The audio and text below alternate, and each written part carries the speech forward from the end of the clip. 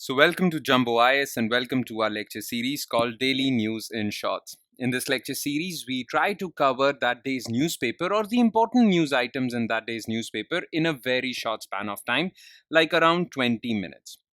Now, the idea behind shortlisting these news topics is, the idea is that only those news items shall be selected which are important from the perspective of civil services examination. Okay. Now, the idea behind this lecture series is that you get to cover your current affairs on a daily basis, but we don't want you to spend your entire day covering newspaper, reading newspaper. Therefore, for your facility, I have already shortlisted the important news items of the day, and I will cover those news items in this lecture. Okay. Through this, your current affairs would get covered on a daily basis, and you don't have to spend that much time on covering those current affairs. You have the rest of the day for covering your other subjects like polity, geography, all the other static subjects, and all the other aspects of your UPSC syllabus. All right. So, yeah, enough of the introduction. Let's straight away jump into the discussion, starting with what topics we shall cover today. So, topics of the day. So here's the list of today's topics. Remember, we are covering the newspaper of 30th October 2024.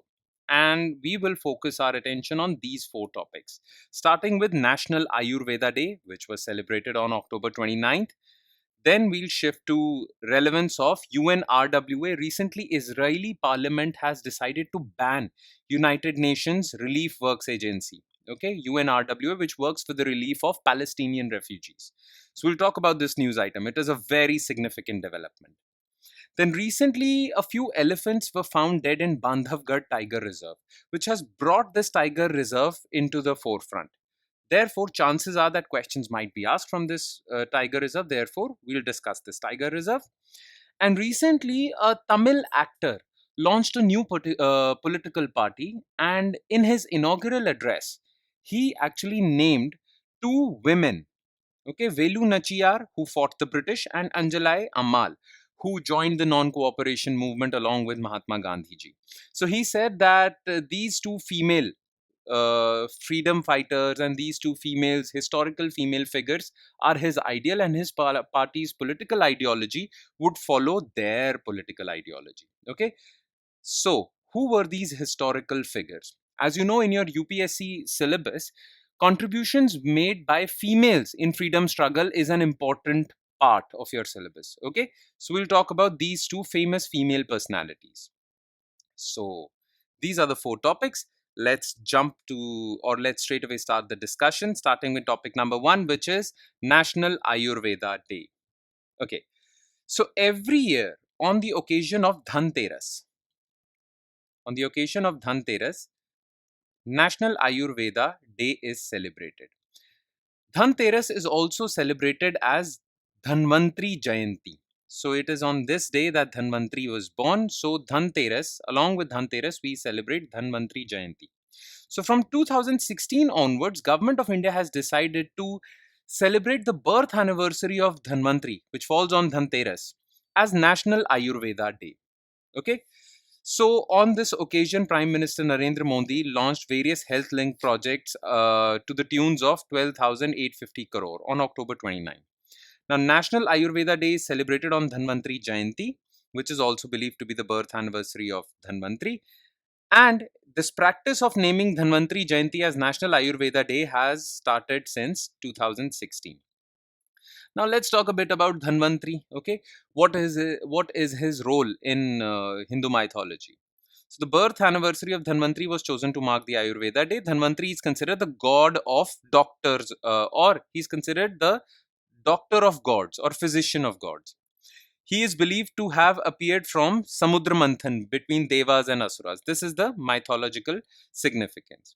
Okay, so on the day of Dhanteras, which falls 2 days before Diwali, Dhanvantri and goddess Lakshmi are worshipped for good health, prosperity, and all things auspicious. Okay, just remember the sculpture of Dhanvantri. Okay, questions regarding sculptures are asked in UPSC. So remember what he holds in which hand. Okay, conch shell, Sudarshan Chakra, and all this stuff. Okay, so remember the sculpture also. Now, what about Ayurveda? You need to have some information regarding Ayurveda. So, the term Ayurveda means knowledge of life. Now, government has been observing Ayurveda Day on Dhanvantri Jayanti to raise awareness about Ayurvedic principles. Now, knowledge of Ayurveda is attributed to Dhanvantri, the divine physician who received knowledge from Lord Brahma. Now, National Medical Commission also features in its logo the image of Dhanvantri. So remember this part also. For Ayurveda Day 2024, okay, so October 29th, 2024 was celebrated as 9th Ayurveda Day. And this year's Ayurveda Day's theme is Ayurveda Innovation for Global Health. So remember this part. Okay, that's about it. This is the information that you need to remember. Yeah, this is a big news. Relevance of UNRWA. So UNRWA stands for United Nations Relief and Work Agency for Palestinian refugees. Okay. Recently, Israeli Parliament, which is also called NEST, they have passed two bills which bans the organization, and one of the resolution also designates it as a terrorist organization.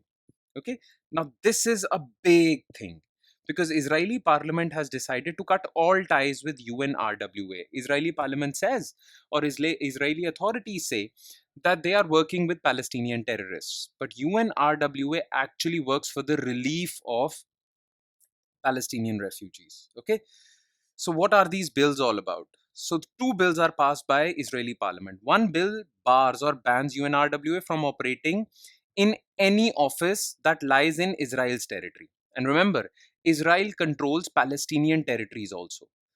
So UNRWA cannot work in Israeli or Palestinian territory. Second bill cuts all ties between Israeli government officials and UNRWA. So it is prohibited for Israeli government officials to work with UNRWA staff. Plus, UNRWA staff also enjoyed certain legal immunities. They are taken away. So this is a big thing. And because of these bills, UNRWA won't be able to work properly for the relief of Palestinian refugees. Okay.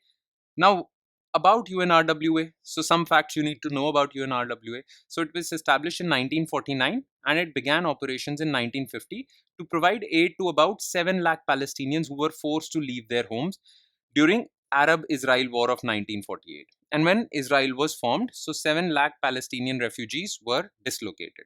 So for their relief, UNRWA was formed. It operates in Gaza and West Bank, Lebanon, Syria, and Jordan also, where Palestinian refugees are settled. Now, according to its website, it runs education, health, relief, social services, microfinance, emergency assistance programs. Okay, it is funded mostly by voluntary contributions of donor states like US, Australia, France. They donate, and some subsidy it receives from UN. It is currently working for 5.9 million refugees who are descendants of these 7 lakh refugees that were displaced. And it currently employs 30,000 Palestinians for conducting this relief work. All right. So it's a big, big thing. All right. Next news item is related to Bandhavgarh Tiger Reserve. So why was it news? Why was it in the news? So 4 elephants were found dead and 5 critically unwell at Bandhavgarh Tiger Reserve. The cause of death is still unknown and it is going to be investigated by Specialized Tiger Strike Force. Now, this news is not that important for you. No question would be asked from these 3 paragraphs. But questions might be asked from what this Bandhavgarh Tiger Reserve is, where is it located, when was it made a tiger reserve. Okay, so it is located between Vindhya and Satpura mountain ranges in Amwaria district of MP, Madhya Pradesh. So remember, it is in Madhya Pradesh. It was declared a national park in 1968. Excuse me. And tiger reserve in 1993. Now, the habitat has valleys, hills, plains, and all that. As far as the biodiversity is concerned, it has tropically moist deciduous forest with sal trees, grasslands, bamboo grow here. These are the famous flora that grows over here, and this is the famous fauna that grows over here. It is famous for Royal Bengal tigers, hence it is also known as Bandhavgarh Tiger Reserve. Okay, the elephants in this area came from Chhattisgarh in 2018 and have made this their permanent home. All right, so this is the information that you need to know about Bandhavgarh. And last is Velu Nachiyar and Anjalai Ammal. So this is the Tamil actor who launched his political party called Tamilaga Vetri Kazagam or Tamil Nadu Victory Federation. Okay, he spoke about Rani Velu Nachiyar and Anjalai Ammal, who both fought the British. Rani Velu Nachiyar is also known as the South India's Jhansi ki Rani, or Rani of Jhansi. Okay, Anjalai Ammal was member of Congress who fought the British under Gandhi. He also said that historical figures like Periyar, K. Kamaraj, B.R. Ambedkar are also his idols. But these two females are important for us because in your UPSC syllabus it is clearly mentioned the contributions made by females. Okay, so here's the photo of Rani Velu Nachiyar and this is Anjalai Ammayar. Okay, so Rani Velu Nachiyar, also known as Rani of Jhansi of South India, she was born in 1730 to King Chelumuthu and Chelumuthu Setupati of the Ramanad Kingdom in today's Tamil Nadu. She was a female, but she was raised like a prince. She knew horse riding, archery, South Indian martial arts like Kalairi Pat, Silabam, and she was also a polyglot, which means she knew many languages and she was well versed in military strategy. She is regarded as Tamil Nadu's, remember this term, Veera Mangai, or brave lady, okay, who fought the British colonial power. As far as Anjalai Amar is concerned, well, Anjalai Amal was born in 1890, married to Murugappan in 1908, and in 1921 she joined the non-cooperation movement.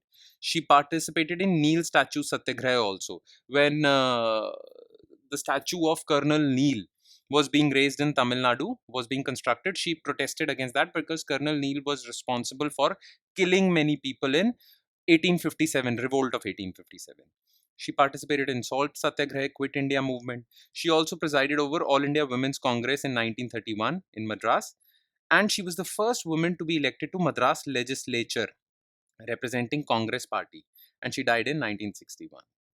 Okay, so these are the contributions made by these two women, and that's about it. With that, we conclude today's session. Thank you so much, everyone, for watching, and a very happy Diwali to you all also, because today is Diwali while we are delivering this lecture. Okay.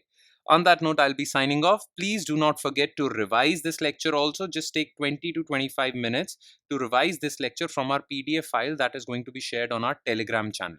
The link to our Telegram channel is provided in the comment section below. So make sure you check that out. Take 20 to 25 minutes and revise it. All right. On that note, I'll be signing off. Thank you so much, everyone.